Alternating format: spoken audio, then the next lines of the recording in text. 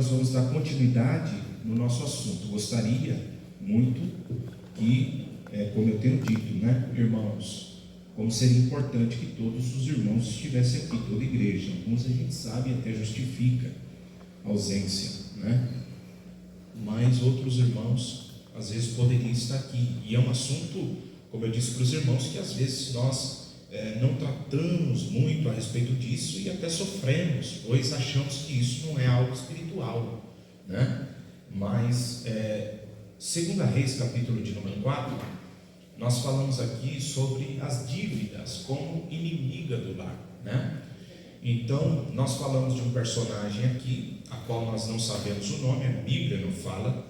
Alguns comentaristas bíblicos diz que seria Obadias, um que ajudou o profeta Elias. Não dá para a gente fazer essa afirmação, mas aqui 2 Reis, capítulo de número 4, versículo de número 1, diz assim: e uma mulher das mulheres dos filhos dos profetas clamou a Eliseu, dizendo: meu marido, teu servo, morreu, e tu sabes que o teu servo temia ao Senhor. Então nós destacamos isso aqui, que o temor dentro da Bíblia, ele é um princípio de Deus, né? Ou seja, biblicamente falando, há uma bênção para quem teme a Deus.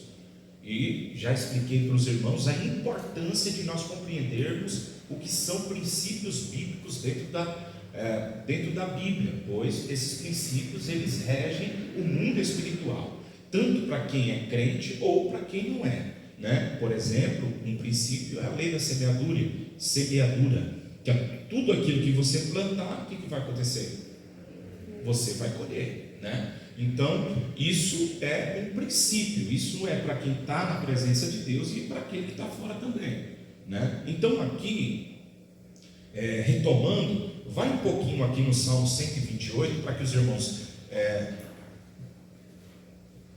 recorde o que nós falamos. Salmo 128, ele vai fazer a descrição aqui do homem que teme a Deus e da casa desse homem, né? Ou seja, que devido a esse homem, nós entendemos, né, aqui a importância do homem se comportar como o cabeça do teu lar, o líder da tua casa, né? Isso é algo também bíblico, ainda que hoje a gente tenha no meio dessa sociedade uma influência muito grande, às vezes dentro da igreja, mas a gente precisa entender aquilo que Deus ele estabeleceu, né? Então, Deus coloca Adão no jardim do Éden, ele é o cabeça. Jesus Cristo diz que Deus é o cabeça dele, ele é o cabeça da igreja, e o marido é o cabeça da mulher, né? Então, essa hierarquia, ela é descrita dentro da Bíblia.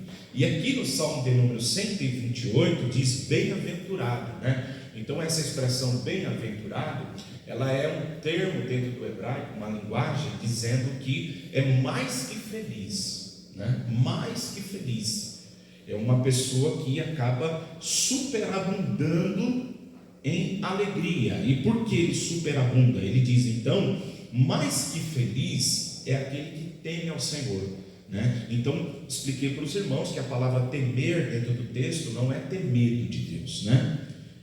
Paulo diz que ele pregava em temor e temor, né, e tremor, tremendo diante da presença de Deus. O temor, aqui a Bíblia diz que é o princípio da sabedoria.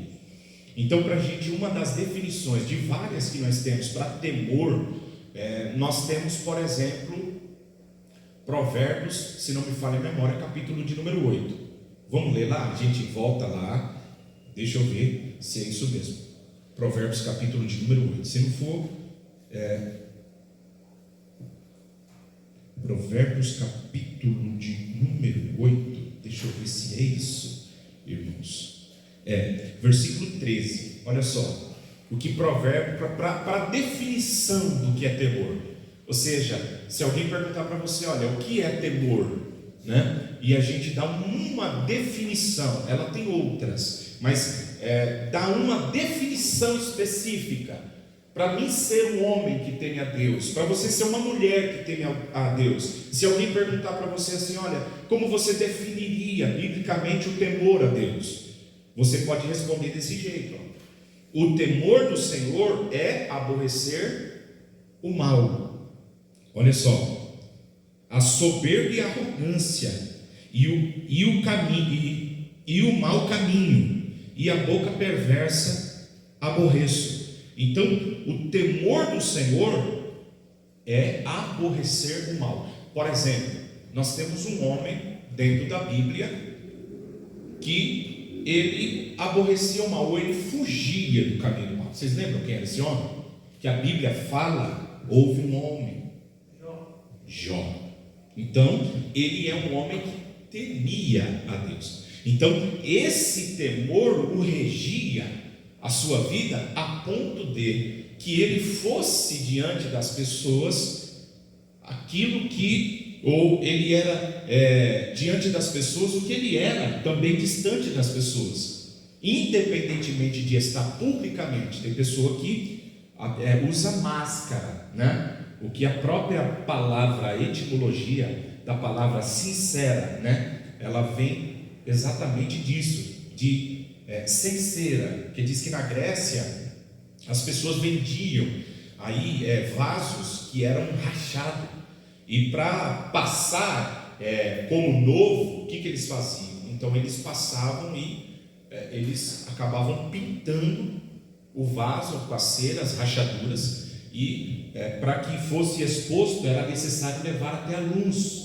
para que não houvesse então rachadura. É da onde nasce a palavra sincera.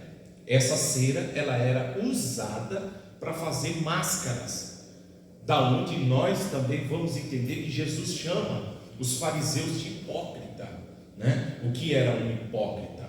Um hipócrita era um personagem de teatro que usava máscara, entende? Então, quando Jesus chama os fariseus de hipócritas, vocês são hipócritas. O que eles estão dizendo? O que Jesus está querendo dizer? Que eles vivem uma vida mascarada, apenas de presença, apresentação, só que interiormente eles eram sepulcros, caiados, né? Jesus diz: olha, vocês são bons personagens, vocês se apresentam muito bem, mas dentro mesmo, na essência, é aquilo que Deus fala para o Davi. Vocês lembram? Olha, Samuel, na verdade para Samuel, né? Samuel, você olha como um homem olha, e você vê o que o homem vê, mas eu vou além das máscaras, daquilo que às vezes nós nos apresentamos. Deus conhece o nosso interior, Deus conhece a nossa vida. Então o temor está relacionado com isso. É a pessoa que foge da aparência do mal, é a pessoa que, independentemente de estar sendo observada pelos homens, ela continua sendo a mesma pessoa, né? Ela é honesta quando está diante das pessoas, e ela também é honesta quando está sozinha, né? Ela é correta na presença das pessoas, e ela também é. Então observe que uma das definições então para um temor dentro da Bíblia é esse que aborrece o mal, é aquele que não tem prazer na injustiça, naquilo que é errado. Então, voltando para o Salmo 128, por favor, volte lá. Você vai ver que esse homem, ele é uma bênção para a casa dele, tá? Então, esse homem, chamado biblicamente aqui de homem que teme a Deus, que tem esse temor, ele é uma bênção para a tua casa. E aí, isso vai refletir em todo o teu lar. A continuação do versículo, olha o que ela vai dizer. 128, aqui: bem-aventurado aquele que teme ao Senhor, né? E anda nos teus caminhos. Aí olha que interessante. E isso daqui é a palavra de Deus, irmão. Nós precisamos tomar posse e viver o que a palavra de Deus ela diz.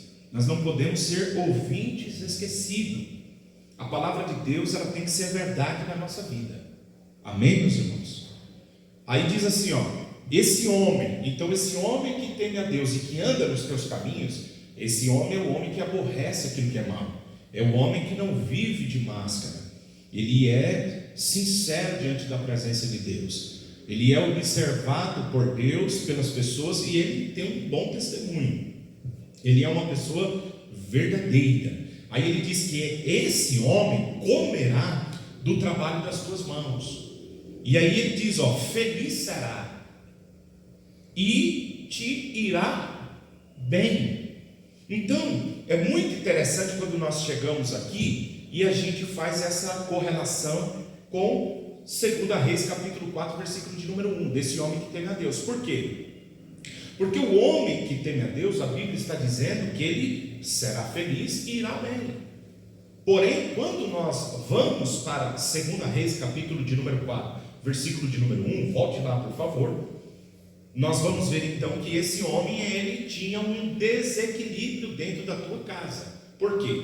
Porque espiritualmente o lar dele até que ia bem, espiritualmente ele era um homem que teme a Deus. Então a sua esposa está dando testemunho, né? Ou seja, a pessoa que vive com ele, isso é muito importante. Eu estava conversando com um amigo do trabalho, ele não é evangélico, sua esposa é, e a esposa ia assumir a responsabilidade de cuidar das crianças. Aí ele estava falando, né, para mim assim, eu achei muito legal o que o pastor fez, que o pastor me procurou e perguntou para mim, olha, a tua esposa, como que é a tua esposa, né, porque ela vai cuidar das crianças e tal, na igreja, né? Ele achou, puxa, e ele testemunhou a respeito dela, né? E eu disse, a Assembleia de Deus sempre foi assim, né, irmão? Ia levantar um obreiro, olha, peraí, vou conversar com a esposa. Levantar uma obreira, perguntava para o marido, para as pessoas que estavam ali. Infelizmente hoje as coisas estão mudando, né? Infelizmente, isso é muito ruim. Hoje muitos até acabam não se preocupando, né, com o testemunho. E Paulo, ele alerta a respeito disso, que nós precisamos ter bom testemunho dos de dentro e também dos de fora da casa de Deus, né? Por quê? É muito importante a gente entender isso. E ele diz para que não caia na condenação, neófito, né? O neófito é um novo convertido que às vezes assume uma responsabilidade, né? Na condenação do diabo. A condenação do diabo foi ter sido lançado do céu, como os irmãos sabem, né? Então ele estava falando a respeito disso. Por quê? Porque quem nos conhece, irmão, profundamente é aqueles que moram conosco, entende? Dentro da nossa casa, lá dentro da nossa casa, ou você dentro da tua casa, você que é marido, aqui, né, o pastor está de gravata, lá a gente tira a gravata, lá é onde a gente tira as nossas armaduras, é onde nós verdadeiramente somos o que somos, e às vezes é ali que nós nos revelamos, né? E aí a pessoa chega aqui na igreja, ou o pastor, alguém olha e diz, olha que bênção, né? Mas o que acontece? Às vezes dentro do nosso lar, só Deus para ter misericórdia, né? E esse homem, nós vamos ver que quem está falando dele aqui é quem, irmão, que está dando testemunho dele? A esposa. A esposa está falando, olha, meu marido, você sabe que ele era teu servo, ele era um servo de Deus, né? Dentro da Bíblia, irmãos, principalmente no Antigo Testamento, nós temos muito disso. Dentro hoje do nosso conceito, isso daqui para alguns é uma dificuldade muito grande. Por quê? Porque dentro da Bíblia nós temos servo de Deus e servo do servo de Deus, né? Hoje as pessoas dizem o quê? Eu servi o homem, eu servi o pastor. Aí você lê assim, ó, Moisés, servo de Deus, Josué, servo de Moisés. Dentro da Bíblia nós temos essa hierarquia. Antes de Josué ser servo de Deus, ele foi servo de Moisés. Antes de Samuel ser servo de Deus, ele foi servo de Eli. A Bíblia diz que ele derramava água nas mãos de Eli, Samuel. E alguns comentaristas bíblicos dizem que ele esquentava a cama de Samuel. Olha só, ele já estava velho, quando ele levantava, o Samuel deitava para deixar a cama dele aquecida. Olha só, que coisa, né? Então hoje, para algumas pessoas, até para alguns obreiros, irmãos, né, trazer uma água no púlpito, servir as pessoas, isso meu Deus, isso é uma humilhação. Não compreende o que é servir, né? Essa recompensa. E esse homem aqui, a mulher diz, olha, ele era teu servo, ele era um servo de Deus, né? E temia ao Senhor. Então ela está dando testemunho.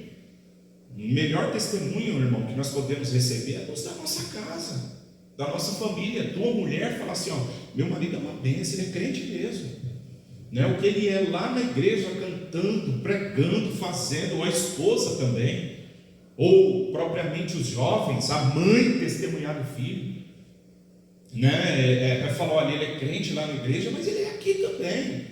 Aquele respeita, aquele honra, ele vive o princípio de Deus, que é honrar pai e mãe, que é o primeiro, a Bíblia diz que é o primeiro mandamento com promessa. Olha só, qual que é? Honrar pai e mãe. Olha só que coisa tremenda isso. Então, é bem interessante. Então, voltando aqui, irmãos, em 2 Reis, capítulo de número 4, nós vamos ver aqui que ele temia ao Senhor, só que havia um problema dentro do lar. E qual era o problema? O problema era as dívidas. Então ele era um homem de Deus, irmão, como muitas das vezes nós temos em nosso meio, homens que são homens de Deus, mas que dentro dessa área financeira, às vezes não tem sabedoria. A bênção de Deus até vem, pois a Bíblia diz que Deus dá semente àquele que semeia. Então o nosso Deus, ele é Deus de semente, irmãos. É onde você que está aqui, você precisa entender isso. O meu Deus e o teu Deus, ele é Deus de semente. Deus nos dá semente ao que semeia, está escrito isso. E às vezes o que acontece? Nós precisamos ter sabedoria com essa semente, né?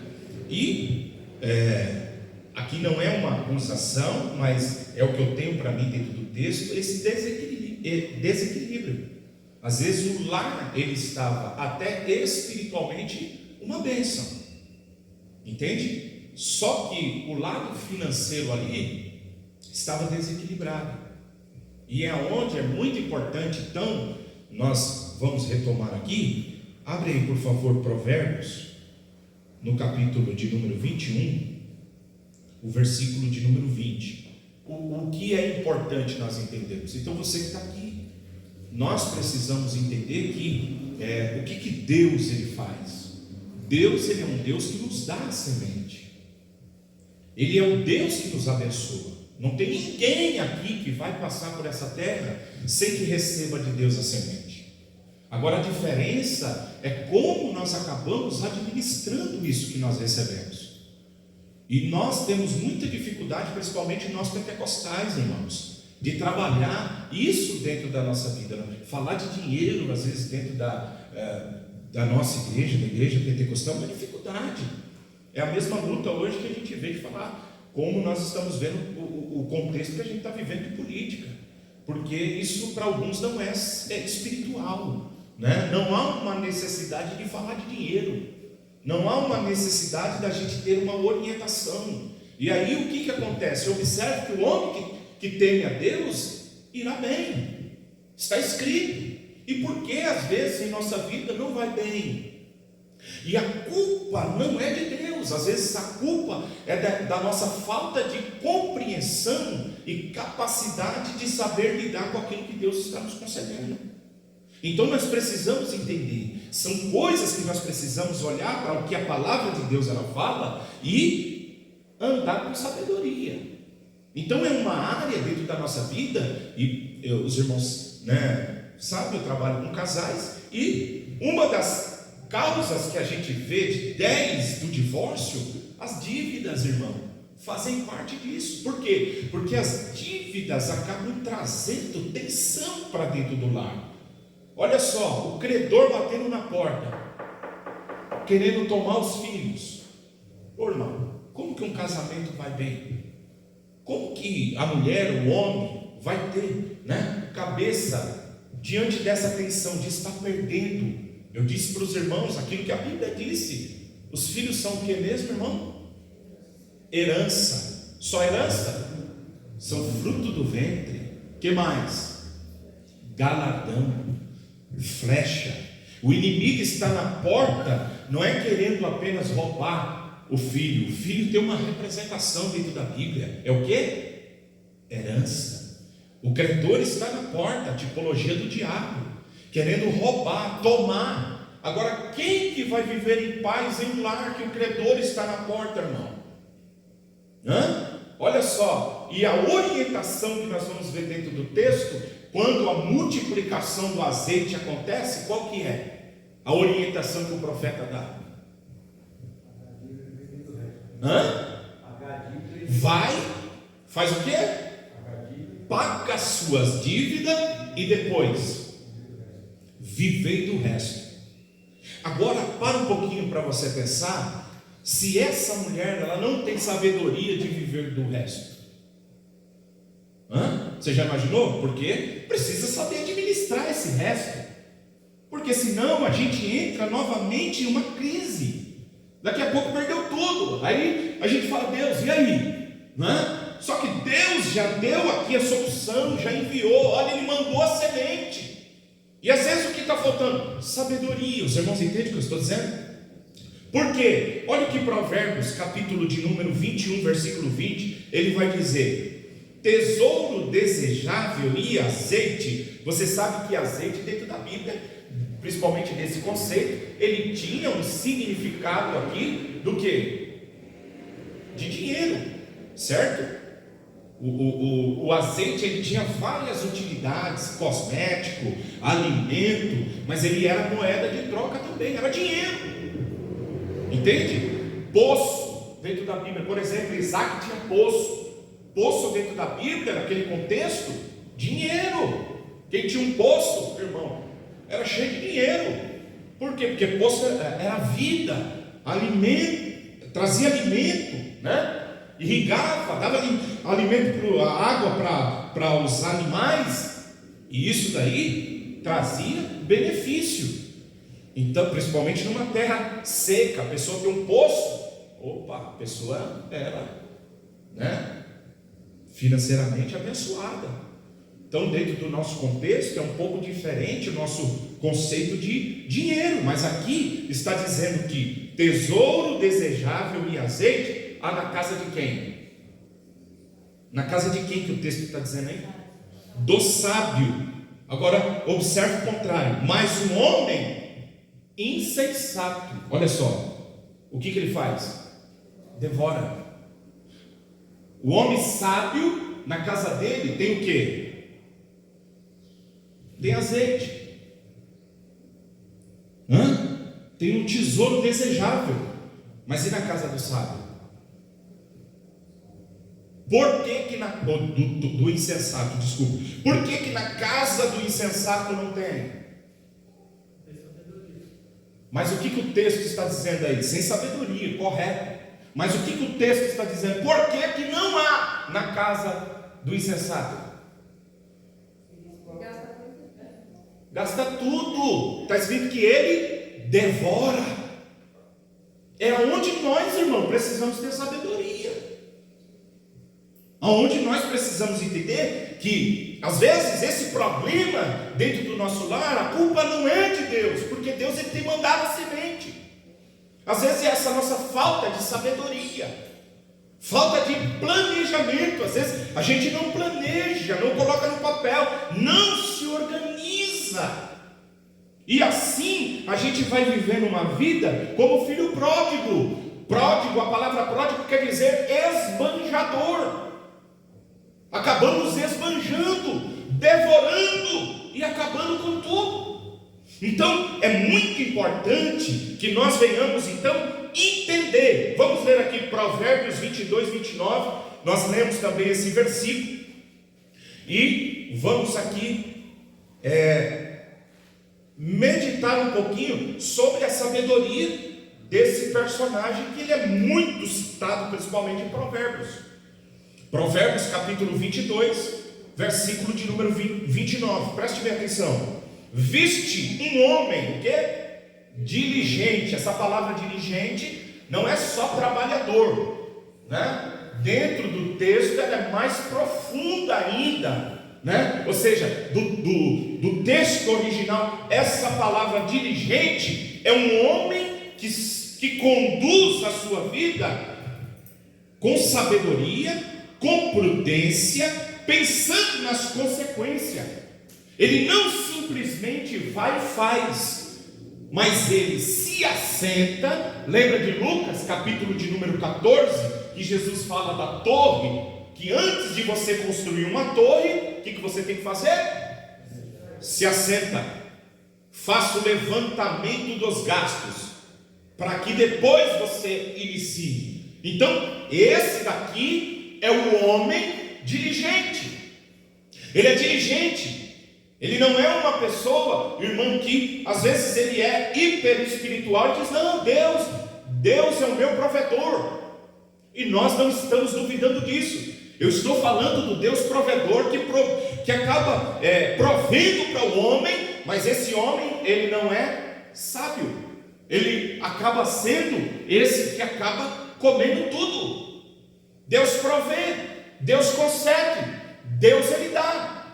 Os irmãos entendem? Porém, o que acontece? Nós não estamos falando que a pessoa não é crente. Observe que o texto vai dizer do homem que é temente a Deus. Mas o que ele deixou para a sua família? Dívida. Ele deixou problema. Pode ter deixado um bom exemplo. Isso, é maravilhoso, é necessário, porque nós pregamos com a nossa vida. Isso Spurgeon diz que a nossa vida, ela é a maior pregação do Evangelho, o nosso testemunho. Nós pregamos. Pedro diz isso, que a mulher prega sem palavras. Olha só com o seu testemunho ela prega. Então isso é algo extraordinário. Então nós não estamos falando aqui questão da pessoa ser crente ou deixar de ser crente, de ser espiritual ou não ser. Nós estamos falando aqui de uma deficiência que às vezes está em nossa vida, que é essa falta de sabedoria, de saber lidar com as bênçãos que Deus está nos concedendo. Por quê? Porque nós acabamos esbanjando, nós acabamos gastando mais do que a gente acaba ganhando. E aí a Bíblia vai chamar isso de insensatez. Então é muito importante nesta noite nós entendermos isso. Vamos ler aqui Provérbios 22 e 29? Provérbios 22, 29. Viste um homem diligente na sua obra?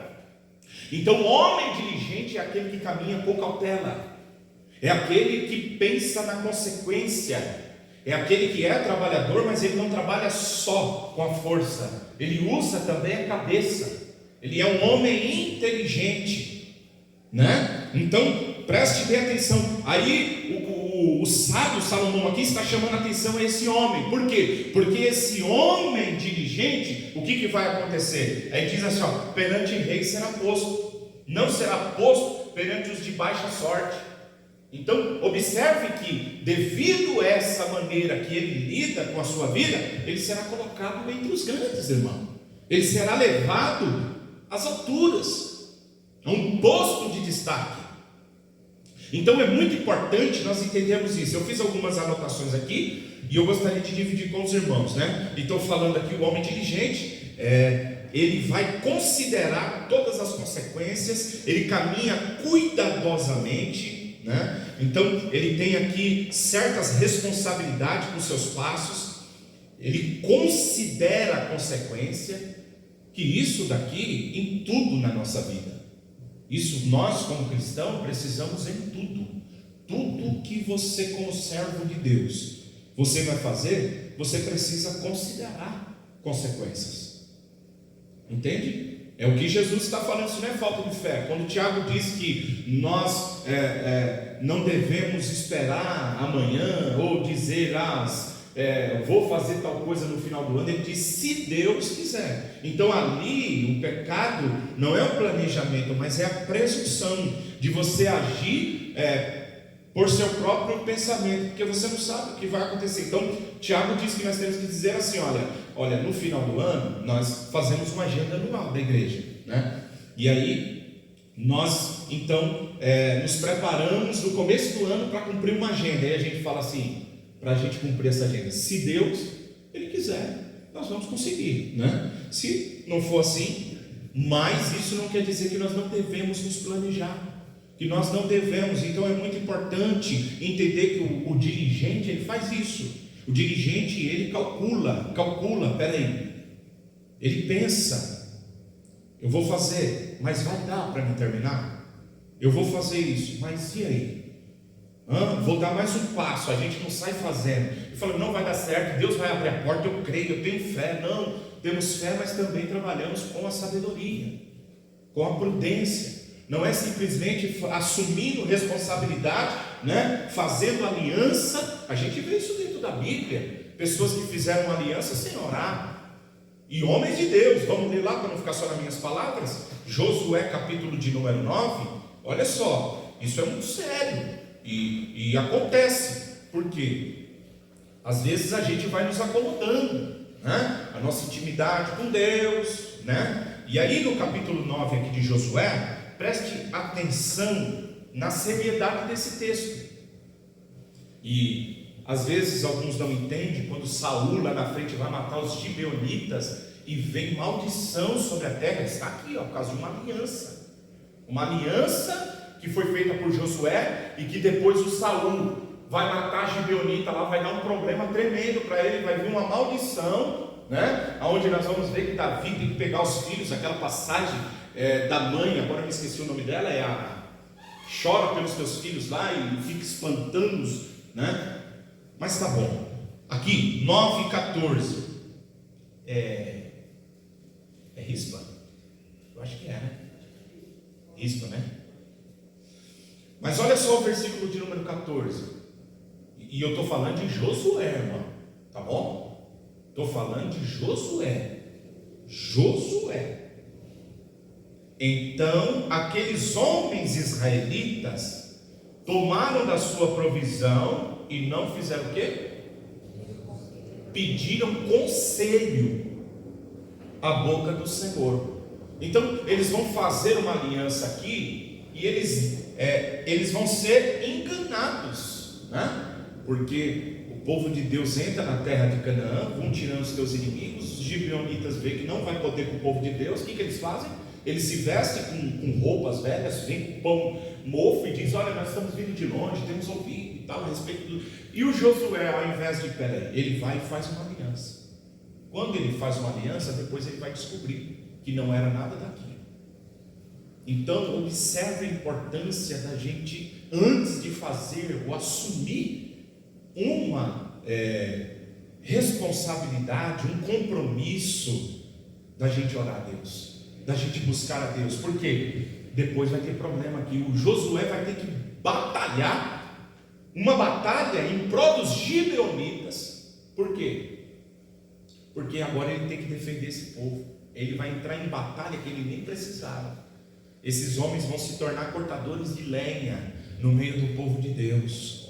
Vai colocar eles lá para cortar lenha. Entraram, né? Se agregaram no meio do povo de Deus agora por causa de uma aliança que eles não pediram. Então, você que está aqui, veja a importância da diligência. Alguém pode até chamar você, né? Olha, o cara é careta, tudo que ele vai fazer, ele fala: não é assim, né? Mas nós vamos buscar a Deus. Eu gosto do termo dos primos, né? Os primos, quando eles vão na igreja, como eles dizem, eles usam a expressão assim: ó, vou buscar a palavra, né? Eu acho muito bonita essa expressão. Vou buscar a palavra antes de fazer. Vamos buscar a direção de Deus. Por quê? Quando Deus está no negócio, Ele se responsabiliza. A importância da gente, irmão, orar a Deus, da gente buscar a Deus. O problema é que a gente é muito imediatista. A gente quer que as coisas aconteçam na nossa hora, né? A gente está acostumado, né? Se você está ali, está demorando, você já buzina. Você está no trânsito, se deixar, você passa por cima de tudo, né? A gente está acostumado com isso. É o Nissim de hoje, coloca ali 3 minutos e já era, entendeu? Tudo muito rápido, e a gente vai entrando, e Deus, Ele não mudou, irmão. Tem muita coisa que Ele não fala na hora. E eu aprendi que quando Deus está em silêncio, silêncio também é resposta. Quando Deus não está falando, é uma resposta também. E nós vamos fazer o que? Nós vamos nos precipitar? Não, nós vamos esperar em Deus. Isso é diligência. Então é muito importante a gente entendermos isso. Entende? Né? Opa, peraí, mas até agora não, estou ansioso, vou sair fazendo, porque se eu não fizer, eu vou perder a oportunidade. Essa oportunidade, ela é maravilhosa. Não, nós somos diligentes, nós estamos pensando, peraí, e a consequência, se eu entrar por esse caminho, se eu fizer isso, o que pode dar certo, mas e se vir dar errado, né? Será que eu estou preparado para lidar com a consequência disso? Então, se na nossa vida, em tudo, nós trouxermos isso para a nossa vida, muita coisa vai mudar. Muita coisa vai mudar. A gente vai pensar, peraí, olha, né, nas nossas decisões, o que a gente faz? A gente ora e a gente espera. Amém, meus irmãos? Então, veja a importância de nós que estamos aqui entender a respeito de ser dirigente. Então, eu vou ler aqui algo que eu peguei num livro, O Segredo de Salomão, que é muito interessante, e eu gostaria de compartilhar algo com os irmãos aqui a respeito disso. O que o pastor ele fala. Ele diz assim, ó: o tolo não olha para o futuro e somente pensa sobre o presente, de forma que consome todas as suas reservas. Então, olha só, às vezes nós estamos consumindo tudo, irmão, as nossas reservas hoje, porque a gente começa a viver simplesmente assim: não, a gente não sabe se amanhã vai estar vivo, então vamos viver hoje, né? Isso até parece convincente, né? Quando você pensa na brevidade da vida, aí você fala: eu não sei se eu vou estar aqui amanhã. Só que eu observo que acaba até sendo uma tolice, porque nós acabamos gastando tudo hoje e não deixamos nada para amanhã, para o futuro, não pensamos, né? Então, olha só, ele pode justificar sua falta de reserva com desculpa aparentemente piedosa, como por exemplo: eu estou dependendo de Deus para cuidar das minhas necessidades futuras. Então isso não acontece, às vezes, por alguns irmãos dizer: não, quem cuida da minha vida é Deus. E não é isso que nós não estamos falando aqui. Nós cremos que Deus, Ele é o provedor, Ele é aquele que cuida, mas nós estamos falando a respeito da nossa responsabilidade dentro dessa construção, né, da nossa vida. A importância da gente entender isso, e principalmente nós estamos falando então da nossa vida financeira. A importância de nós nos preocuparmos com essa área. São áreas da nossa vida. A nossa vida, ela é feita de áreas, né? Olha, sentimental, né? Familiar, mas também financeira. E isso precisa ser equilibrado também. É uma área que nós precisamos, que traz problema, se nós não cuidarmos, se nós não trabalharmos com sabedoria. E para isso nós precisamos então desse planejamento, né?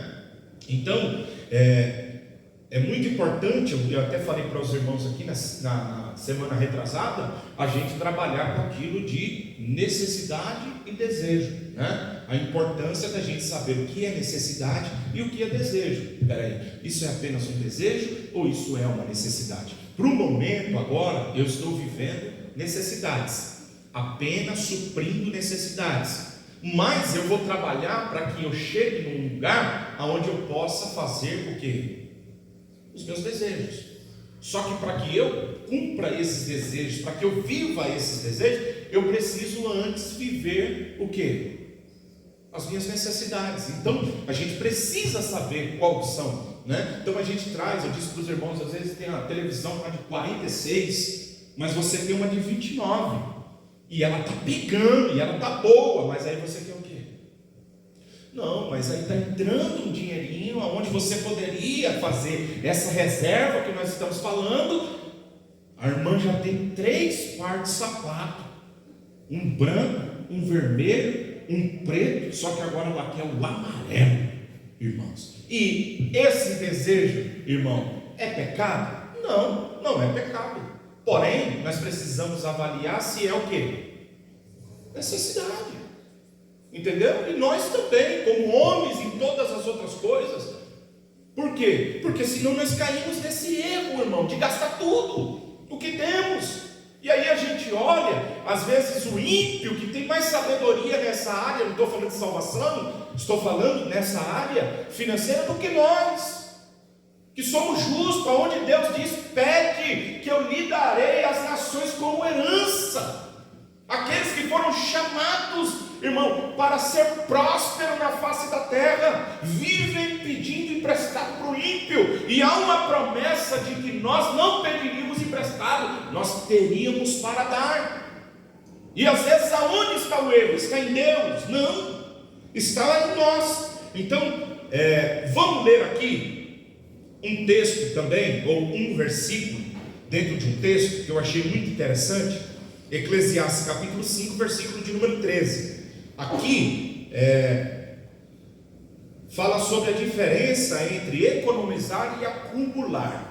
né? Então tem pessoa que acaba acumulando. Nós não estamos falando de acumular as coisas, nós estamos falando de economizar, de ter sabedoria, a necessidade de você entender essa diferença. Então Eclesiastes 5:13 diz assim: há um mal que vi debaixo do sol. Nunca se esqueça, preciso falar isso. Todas as vezes que você lê o livro de Eclesiastes, o livro de Eclesiastes, ele não é escrito com perspectiva da eternidade, do céu. Tanto que alguns assuntos dentro da Bíblia, eles são de ordem cronológica no sentido de desenvolvimento, ou seja, ele vai sendo desenvolvido. Ideias, por exemplo, é muito difícil você achar falando a respeito do destino da alma. Nesse livro não fala disso. Por quê? Porque o Salomão, ele fala das coisas da terra, debaixo do sol. Então ele vai sempre falar debaixo do sol. Aí tem, né, os TJ pegam aonde fala que para onde você vai não há trabalho, lá não, e não tem nada a ver. É um versículo completamente destituído do contexto do livro, né? Ali, aí as pessoas dizem, não, para onde você vai morrer e acabou e tal, porque ali está falando isso, mas não é isso que o livro trabalha. A teologia desse livro é sobre a brevidade da vida, a vaidade da vida, as coisas debaixo do sol, como que as coisas são passageiras, o tempo, né? Ou seja, tem tempos, nós passamos por tempo nessa vida, há tempo de sorrir, mas também há tempo de chorar, debaixo do sol. Ele fala das coisas debaixo do sol, da vaidade da vida, não tem nada a ver com a eternidade. Então, senão a gente acaba pegando coisas e colocando no lugar errado, montando uma teologia completamente equivocada, né? E aí tem gente que defende teses aí como essa, por exemplo, não, que inferno, não existe inferno. Por quê? Porque ele diz que para onde você vai, para a sepultura, não há trabalho, né? Lá não, pronto. Não é isso que o texto quer dizer, né? Há uma outra perspectiva dentro desse livro. E aqui ele vai dizer assim, há um mal que vi debaixo do sol e atrai enfermidades. O que ele vai dizer que atrai enfermidades? Observe aqui, as riquezas que os seus donos guardam. Essa palavra guarda aqui, guardar, ela tem o sentido dentro do texto de acumular. É a pessoa que vai acumulando, é aquele que Jesus, ele diz que começou a acumular. Ele diz, olha, hoje eu tenho bastante já dentro do celeiro, aí sabe o que eu vou fazer agora? Aí eu vou dizer assim, vou comer, vou beber e vou dizer para minha alma, descansa, usufrui do suor. Só que aí Jesus diz, hoje pedirão a sua alma. E o que você tem preparado? Né? Ele só preparou para essa vida, não é esse sentido. O texto aqui, ele fala do guardar, não do guardar de economizar, mas do guardar de acumular. Aquela pessoa que acaba acumulando. E aí, o que acontece? Ele acaba até sofrendo. Por quê? É aquele tipo de pessoa que ele se torna paranoico, né?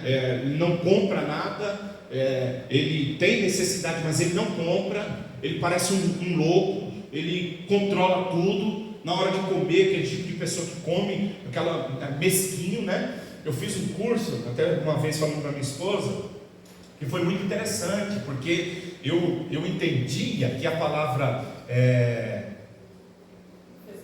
enfesado era uma pessoa brava, nervosa, irada, né? Então eu usava dentro desse contexto, enfesado. E nesse seminário que eu fiz, o pastor, com muita propriedade, explicou a respeito da avareza.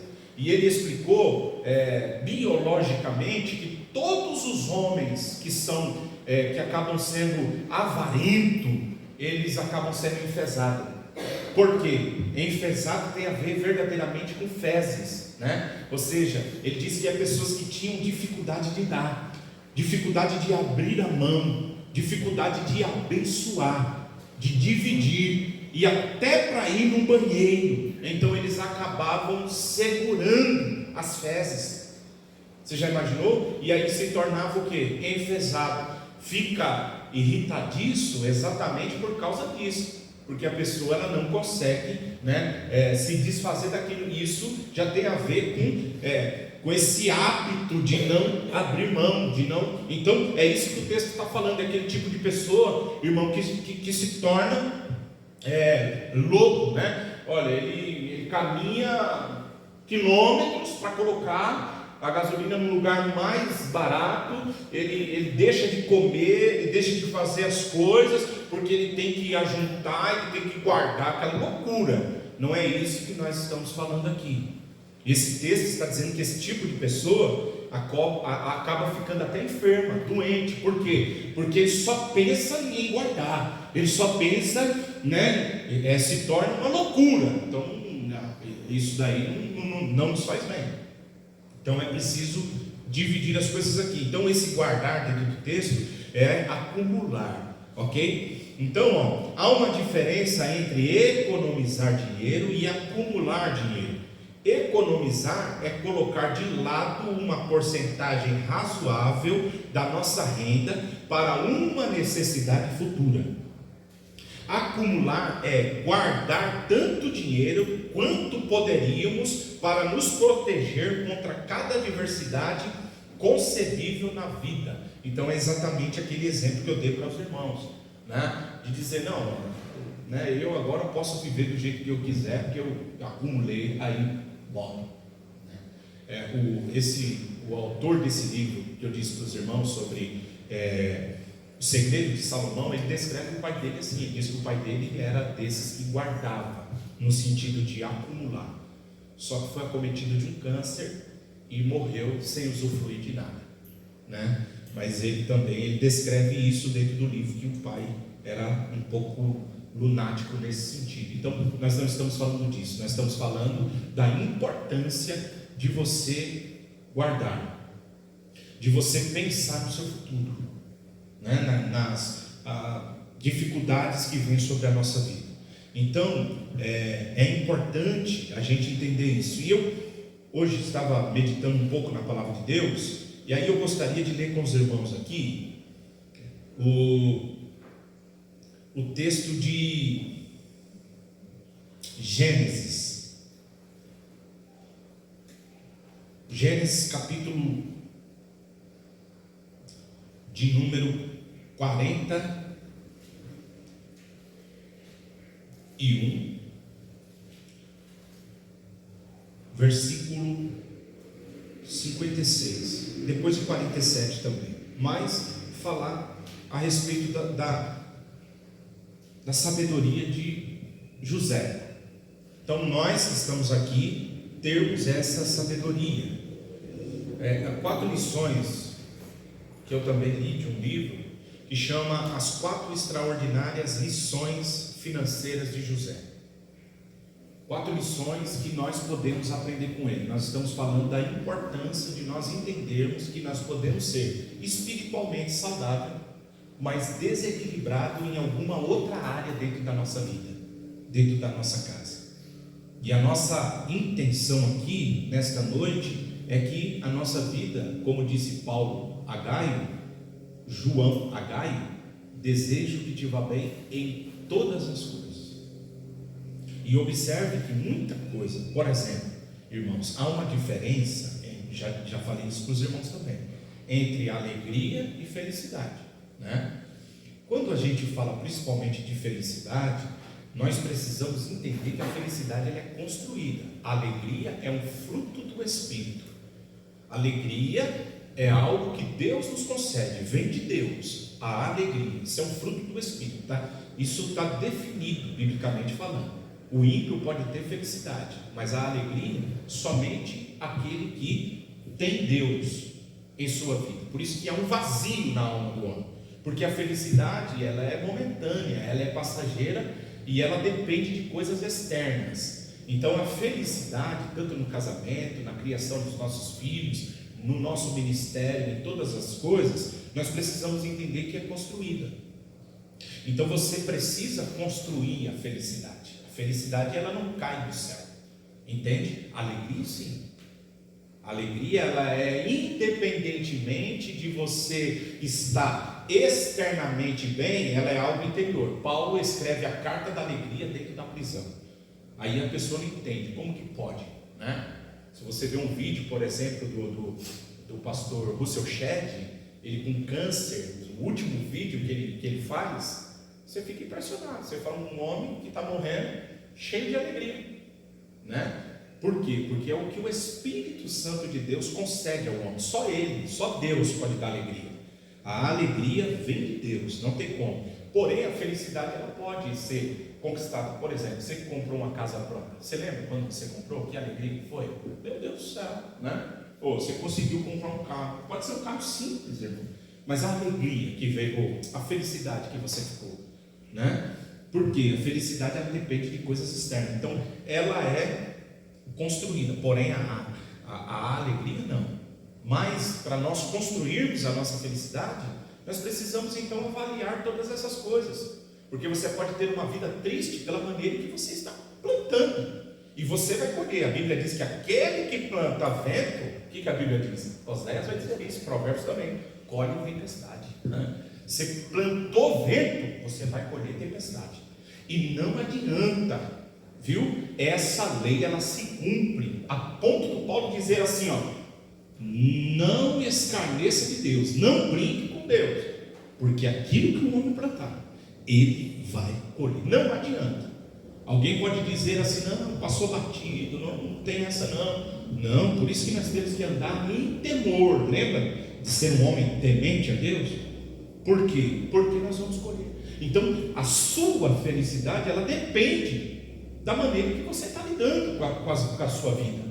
E a sua vida financeira não é diferente. É a maneira que você está trabalhando. Por quê? Porque Deus concede semente, Deus te dá semente. Aí agora, o que você vai fazer é a diferença. É isso que vai fazer a diferença. E aqui, nós vamos ver com José. Os irmãos lembram que ele está preso. Ele tem uma capacidade que Deus o concedeu, é um dom.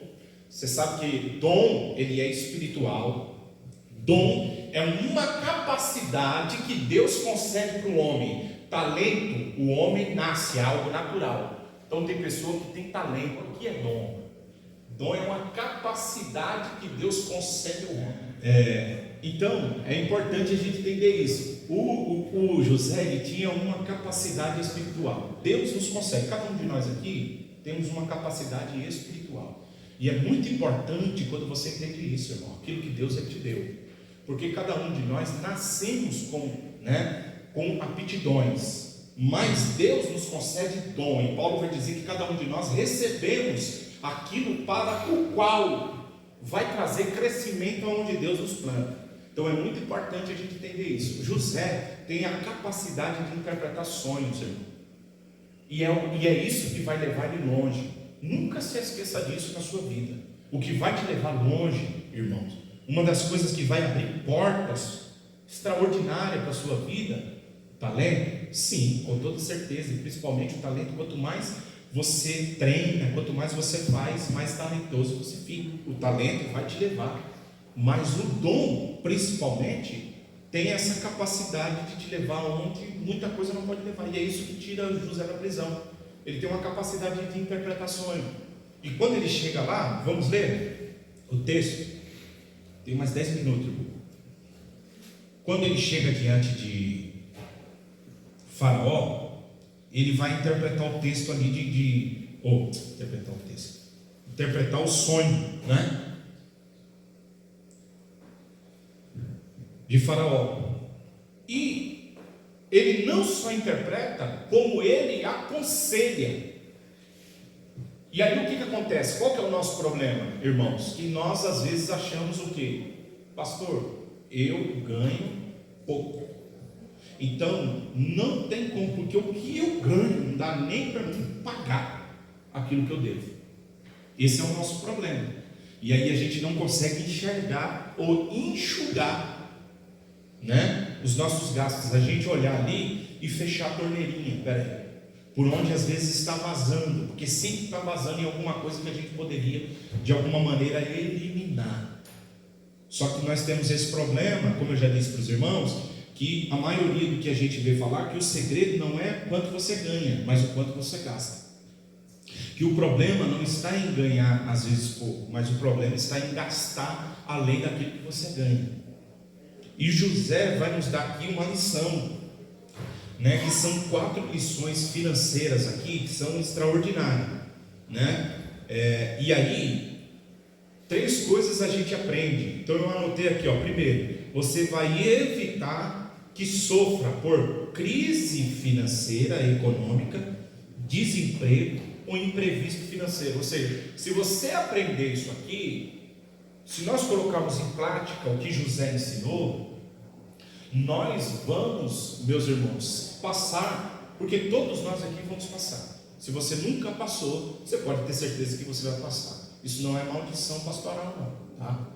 Isso é algo que acontece na vida. Às vezes o desemprego, a crise, nós vimos aí mundial, portas se fecharam, pessoas perderam o emprego, luta tremenda. Então, essas crises elas vêm, só que às vezes nós não estamos preparados. Por quê? Porque nós não soubemos usar esse tempo que José vai nos ensinar aqui, que é o tempo da vaca gorda, o tempo em que as coisas estão acontecendo. Então, quando as coisas estão acontecendo, estão tudo bem, peraí, esse é o tempo que eu preciso trabalhar, para me preparar para o futuro, para coisas que às vezes podem acontecer, ou para que eu possa viver de uma maneira em que eu possa fazer os meus desejos, né? Por quê? Porque eu vivi necessidade, soube andar na risca, né? Então, a primeira lição que nós vamos entender, então, que vai evitar que a gente sofra, ou sofra além, né? Além, sofra mais. Pode até ser que a gente passe apertado, mas tivemos essa sabedoria. Não estamos perdendo nada. O credor vem na porta para tomar aquilo que é nosso. Por quê? Porque nós entendemos isso. Segundo, reduzirão as chances de você se endividar. Terrível, irmão, é ficar endividado. Terrível é você, a Bíblia diz que aquele que pega emprestado, ele é servo do que empresta. Então, se nós, irmãos, estamos lá no limite, se nós estamos no empréstimo, no consignado, nós somos servo. Nós somos servo do banco. Nós servimos a ele. E os juros, irmãos, são exorbitantes. São coisas para nos prender mesmo. São coisas para nos amarrar. E às vezes a gente acha que está entrando por um caminho de solução, e nós estamos entrando num emaranhado que só Deus pode ter misericórdia. Então, através da vida de José, nós vamos entender aqui a importância de se precaver, de se preparar no tempo da vaca gorda, que as coisas estão bem. Por quê? Porque a chuva vem, né? Jesus, ele disse: a casa sobre a rocha, a casa sobre a areia. O vento veio, os rios vieram, as águas vieram, a tempestade veio para os dois. Então vem. A terceira é que aumentarão as suas possibilidades de ter uma vida financeira mais próspera. Então essas 4 lições aqui de José, nós vamos ver que nos traz aqui esses benefícios. Então, primeiro, qual que é a primeira lição extraordinária do texto? José, ele chega lá, capítulo de número 41, versículo de número 34, olha lá. Faça isso, faraó, ponha governadores sobre a terra, tome a 5ª parte da terra do Egito nos 7 anos de fartura. Olha a sabedoria.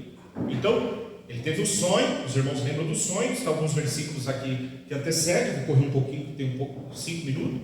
E o que ele faz? Ele diz: olha, as vacas gordas são 7 tempos, as vacas magras 7 tempos, 7 tempos de prosperidade, 7 tempos de bênção. Entende? Então, ele interpreta o sonho aqui, e não só interpreta, ele tem sabedoria. Sabedoria é a capacidade que Deus concede ao homem para saber lidar com situações na vida, sair de situações. Por isso que a Bíblia diz que aquele que não tem sabedoria, peça para Deus. Então a sabedoria é essa capacidade. Nós estamos diante da diferente de inteligência e conhecimento. Inteligência, a pessoa nasce com QI, pessoa muito inteligente, tem uma capacidade de retenção, de ensino, aprende que é uma bênção.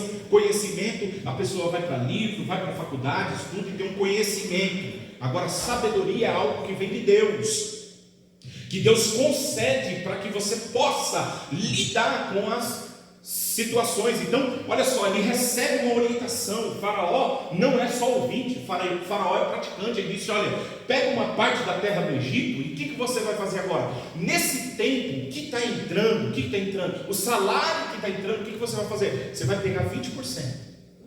20% do seu salário. E o que você vai fazer? Você vai guardar 20%. É aqui dentro desse texto o que ele vai explicar para o faraó. Durante 7 anos, o que você vai fazer? 20% de tudo que entrar, você vai guardar.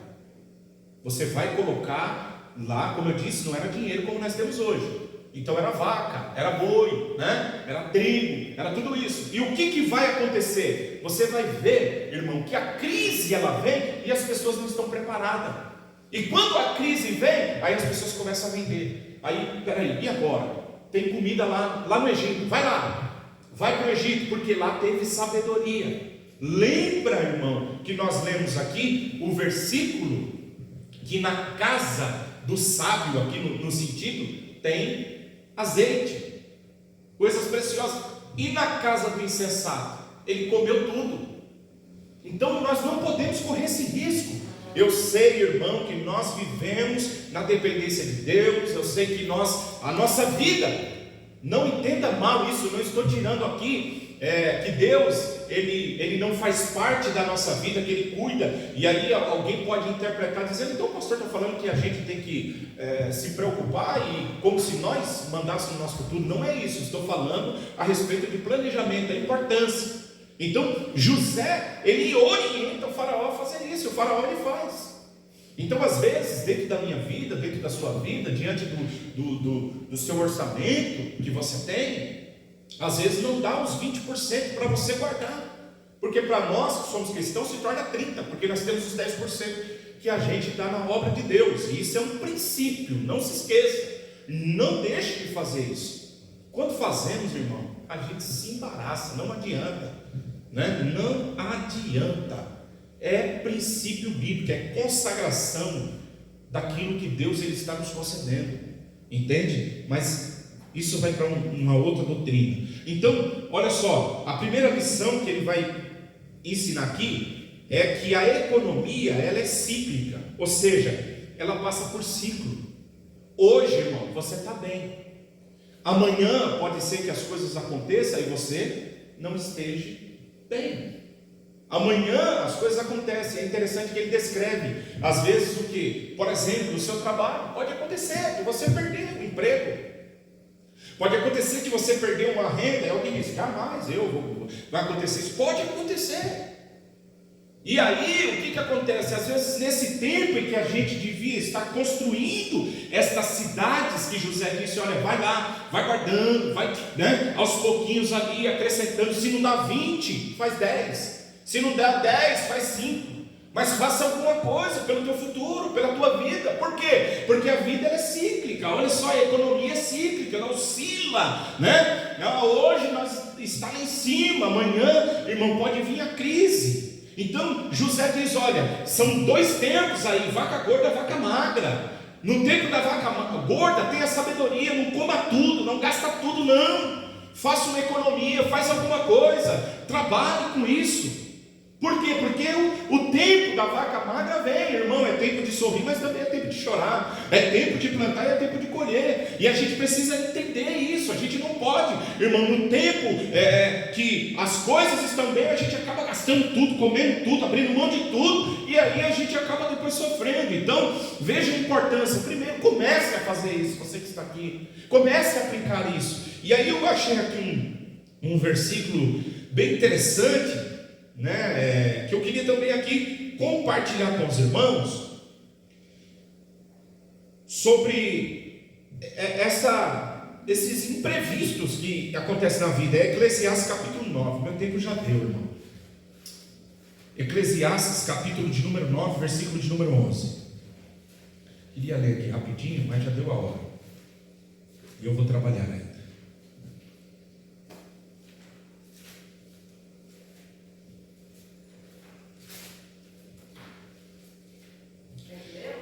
Nove e 11, pode ler. E ainda debaixo do sol, os mais rápidos nem sempre ganham a comida. Olha só. Os mais fortes nem sempre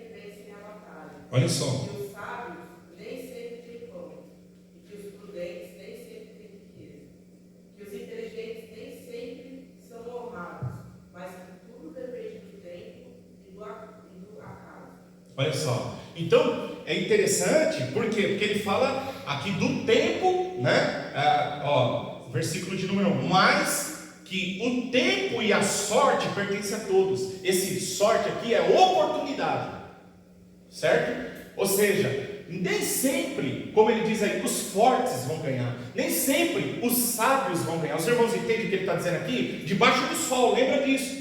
Então pode ser que você seja muito sábio, e às vezes quem está acima de você é uma pessoa que não tem tanta sabedoria como você tem.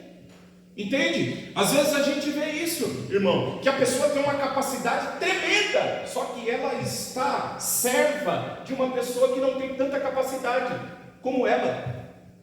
Eu li um livro do pastor, agora eu me esqueci o nome dele, John Maxwell, que ele diz que ele fala a respeito de talento, né? Talento não é tudo. Não é só você ter talento, não é só você ter essa capacidade. Você precisa ter sabedoria, irmão. E aqui, olha o tempo, ele fala do tempo. Então, esse texto de José aqui nos dá essa lição. Aprenda a viver as oportunidades, o tempo. Ele fala sorte, né? Na Bíblia da Thaís foi sorte, né, Thaís? Que ele fala, né? Mas que o tempo e a sorte pertencem a todos. É a oportunidade vem para todo mundo. Só que muitos de nós não estamos preparados para a oportunidade. A oportunidade vem e a gente acaba jogando fora a nossa oportunidade.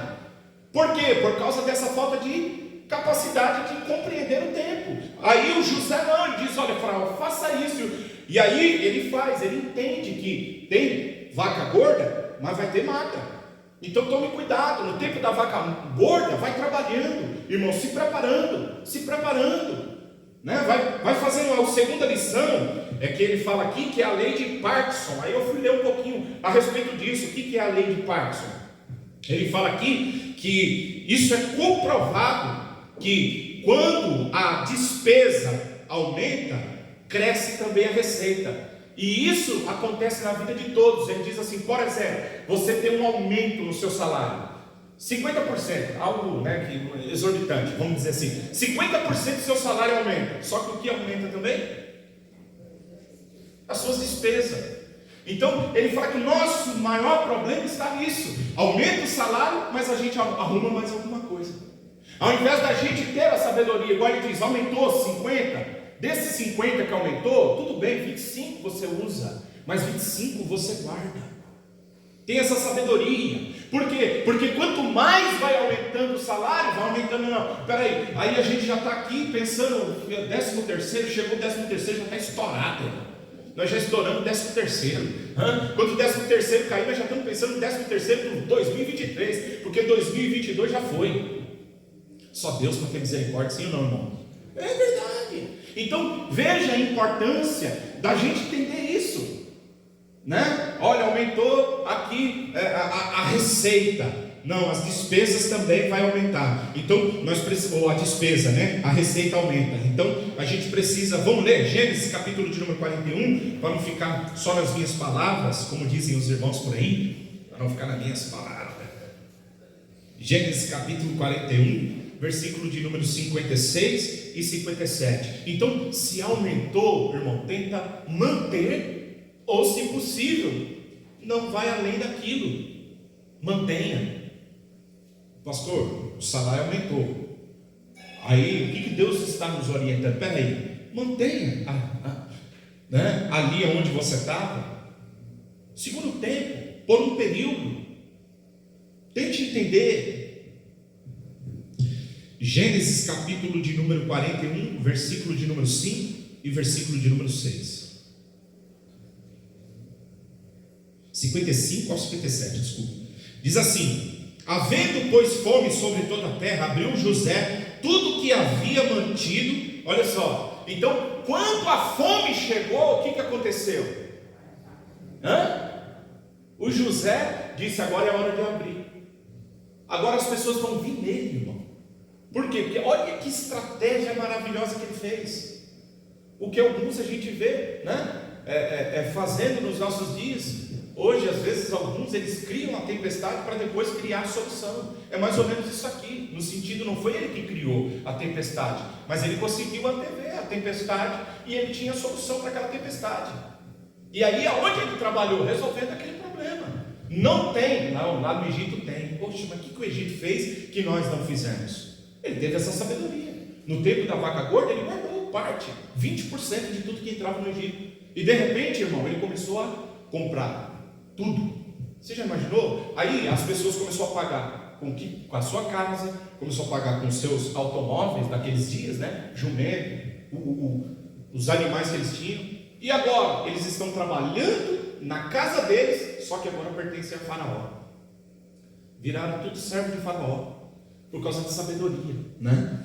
Então, a terceira lição do texto é: se poupar, próspero você será. Então, aprenda a poupar. Quer prosperar? Aprenda a poupar. Quarto, para a gente finalizar: se não poupar, escravo você será. Então, a gente acaba se tornando escravo, né? Eu ia ler o versículo aqui, mas o tempo já se foi e eu quero também respeitar o tempo, né? E semana que vem, sendo possível, a gente dá continuidade. Eu tenho uma apostila que eu montei aqui, e eu gostaria de falar depois, dentro desse assunto com os irmãos, sobre aqui os 4 segredos bíblicos para a prosperidade. A Bíblia, ela nos mostra qual é o segredo da prosperidade. Então, vou falar com os irmãos aqui, nesses dias também, você que deseja essa prosperidade. A palavra de Deus, ela nos ensina. Quando eu falo de prosperidade, você precisa entender que a prosperidade é além da riqueza. Prosperidade, tem pessoa que é rica e não é próspera. Próspero tem a ver, irmão, com a bênção de Deus. Isso é muito interessante a gente entender, né? Que não está falando de riqueza, pessoa próspera. E é muito importante a gente entender isso dentro da Bíblia. Porque tem gente que acha que a prosperidade é riqueza. Tem rico que é próspero, mas tem rico que, infelizmente, a única coisa que ele tem é dinheiro. Mas ele não tem essa bênção de Deus, essa prosperidade, essa paz, essa alegria, né? Que Deus, ele traz sobre a nossa vida. Você recebe essa simples palavra? Vamos fazer uma oração? Você sentado mesmo, pode ficar sentado, a gente já vai encerrar. E eu queria que você orasse por essa vida, por essa área da sua vida. Queria que você orasse, você que está aqui nesta noite, que você pedisse sabedoria em nome de Jesus, né? Para essa semente que vem na sua mão, que o Senhor te dê sabedoria. Não coma toda a semente. Nosso erro é esse, né? Então, isso está escrito na Bíblia, irmão. Há uma diferença entre semente e pão. A semente você planta e o pão você come. Nunca se esqueça, tem gente que come o pão e come a semente. Por isso que não prospera. Por que tem gente que não prospera? Porque ele não planta e ele só come. Para ele, irmão, dízimo é coisa maligna. Dizimar, ofertar, isso daí é coisa do dinheiro que vai para o pastor. Isso é coisa que o diabo sopra, irmão, no ouvido da gente. Isso é coisa de ímpio que o diabo trabalha lá fora. E a gente deixa de receber a bênção de Deus por causa disso, por não entender essa verdade, por não entender essa verdade, por não entender. Esses dias eu vivi uma coisa muito interessante e o Espírito Santo falou comigo. O que acontece? Um amigo meu falou que ele fechou um negócio, e tudo que ele vender, ele ganha 10%. 10% de tudo que ele vender. 90% é da empresa, 10% é dele. Aí sabe o que ele falou para mim? Que ele olhou e ele disse o quê? 10% é o quê, irmão? É muito pouco. Aí sabe o que veio na hora na minha cabeça? Quando você dá o dízimo, aí você olha assim e fala: meu Deus, 10%. Na hora. Você já imaginou? Você vê como que é? Como o Espírito Santo fala? Você já imaginou? Não é assim? Olha, aí você fala assim: poxa vida, mas foi eu que fiz, meu. E agora? Será que eu aceito isso, meu? Eu vou, todo o meu trabalho, eu vou dar 90% para eles, eu vou ficar só com 10%. Mas aí que entra a prosperidade, é onde entra a bênção de Deus. O 10 com Deus faz toda a diferença. Você vê como é diferente? nós ficamos com 90. Você só dá 10. E esse 10 acaba consagrando. Qualquer dia, nessa apostila que eu fiz, eu tenho aqui o porquê 10%, o significado bíblico disso. É algo extraordinário. Por que 10%? Por que 10%? Ah, pastor, e quem dá mais? É o mais abençoado. Você já leu aquele livro que chama Deus é o dono do meu negócio? Se você não leu, leia aquele livro, irmão. Leia aquele livro. É interessante, o dono os dois irmãos, Johnson e Johnson, fizeram um voto com Deus. Para cada empresa que Deus desse para eles, ele dava uma para Deus. Chegou uma hora que não tinha mais como. O dono dessa rede, Johnson Johnson, entre outros, não tem como, irmão, não tem como. Cada semente, ela é uma espécie. E no mundo espiritual não é diferente. Você quer poder de Deus, você tem que plantar o quê, irmão? Para você ter poder de Deus na sua vida. Ofertando, você vai ter poder de Deus? O que você tem que fazer para você ter unção do Espírito Santo? Orar, jejuar, e assim, intimidade com Deus. O que vai acontecer? Isso é uma semente. Você quer ter conhecimento da palavra de Deus. Qual é a semente que você tem que plantar? Estudar, ler livro, sentar para aprender. O que você vai colher? Agora, biblicamente falando, se você quer ter a bênção financeira na sua vida, o que você tem que fazer? A Bíblia diz que você deve dar, e quanto mais você dá, o que a Bíblia diz? Irmão, vocês não estão lendo a Bíblia, não, seus crentes. Vamos orar então. A Bíblia diz que é melhor dar do que receber. E a Bíblia diz que quanto mais você dá, mais você recebe. É bíblico. E às vezes a gente entra, que a gente não pode nem falar disso dentro da igreja. O pastor só está pensando em dinheiro. O pastor só está pensando em dinheiro. O pastor só está querendo dinheiro. Não, irmão, estou falando da bênção de Deus sobre a tua vida e sobre a minha. Eu disse para os irmãos que se eu soubesse de coisas hoje, se eu tivesse aprendido coisas que eu sei hoje nessa área, muita coisa na minha vida tinha sido diferente. Mas infelizmente me ensinaram a orar, me ensinaram a estudar a palavra de Deus. Eu glorifico a Deus por isso. Mas essas áreas eu não aprendi, irmão. Fui aprender depois. Hoje, muita coisa que eu estou aprendendo. Mas os irmãos não têm oportunidade aqui nessa noite. E eu não ouvi assim, entende? Então é muito importante a gente entender. Aproveita, em nome de Jesus. Vamos orar?